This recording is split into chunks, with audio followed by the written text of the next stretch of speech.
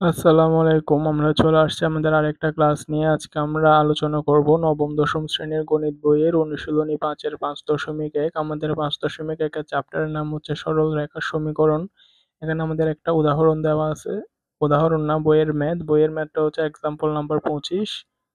বইয়ের অনুশীলনীর ২৫ number math. এখানে ম্যাথের মধ্যে প্রশ্নটা হচ্ছে একটি স্টিমারে যাত্রী সংখ্যা ৩৭৬ জন, ডেকের যাত্রী সংখ্যা, কেবিনের যাত্রী সংখ্যা ৩ গুণ ডেকের যাত্রীর মাথাপিছু ভাড়া যদি ৬০ টাকা হয় এবং মোট ভাড়া প্রাপ্তি যদি ৩৩,৮৪০ টাকা হয়, তাহলে আমাদেরকে বলছে ডেকের যাত্রী সংখ্যাকে এক্স ধরে সমীকরণ নির্ণয় করো। ডেকের যাত্রী ও কেবিনের যাত্রী সংখ্যা নির্ণয় করো। কেবিনের যাত্রীর মাথাপিছু ভাড়া কত সেটা বের করো। তাহলে আমাদেরকে বলছে ডেকের সংখ্যা, আমাদেরকে এখানে বলছে ডেকের যাত্রী সংখ্যা কেবিনের যাত্রী সংখ্যা ৩ গুণ। তাহলে কেবিনের যাত্রী সংখ্যা এক্স হলে ডেকের যাত্রী সংখ্যা হবে 3x, কিন্তু আমাদেরকে বলছে ডেকের যাত্রী সংখ্যা এক্স ধরতে। তাহলে আমরা এখানে লিখবো ডেকের যাত্রী সংখ্যা যদি এক্স হয় তাহলে কেবিনের যাত্রী সংখ্যা হবে x/3। ডেকের যাত্রী সংখ্যা কেবিনের যাত্রী সংখ্যা ৩ গুণ।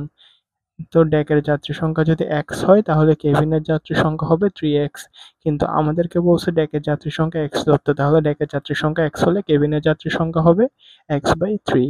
তাহলে ডেকের যাত্রী, আমাদের মোট যাত্রী সংখ্যা দেওয়া আছে ৩৭৬ জন। তাহলে ডেকের যাত্রী সংখ্যা এক্স হলে কেবিনের যাত্রী সংখ্যা হবে x/3। তাহলে হচ্ছে ডেকের যাত্রী সংখ্যা প্লাস কেবিনের যাত্রী সংখ্যা সমান মোট যাত্রী সংখ্যা।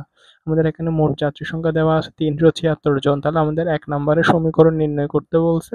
সমীকরণটা আমরা যদি ধরি তাহলে হচ্ছে ডেকের যাত্রী সংখ্যা প্লাস কেবিনের যাত্রী সংখ্যা সমান মোট যাত্রী সংখ্যা ৩৭৬। এটা গেছে আমাদের ১ নম্বর সমীকরণ। আবার ২ নম্বর প্রশ্নে বলছে ডেকের যাত্রী সংখ্যা আর কেবিনের যাত্রী সংখ্যা বের করতে। তাহলে আমরা যে সমীকরণ পাইছি সেই সমীকরণটা লিখছি। সমীকরণ থেকে ক্যালকুলেশন করে এক্স এর মান বের করছে ২৮২। আমাদের এক্স হচ্ছে ডেকের যাত্রী সংখ্যা। তাহলে ডেকের যাত্রী সংখ্যা ২৮২ জন। মোট যাত্রী সংখ্যা কত? মোট যাত্রী সংখ্যা হচ্ছে আমাদের ৩৭৬ জন, যার মধ্যে ২৮২ জন হচ্ছে ডেকের যাত্রী সংখ্যা। তাহলে কেবিনের যাত্রী সংখ্যা কত? আমরা ডেকের যাত্রী সংখ্যা পাইছিলাম এক্স, এক্স সমান ২৮২ জন।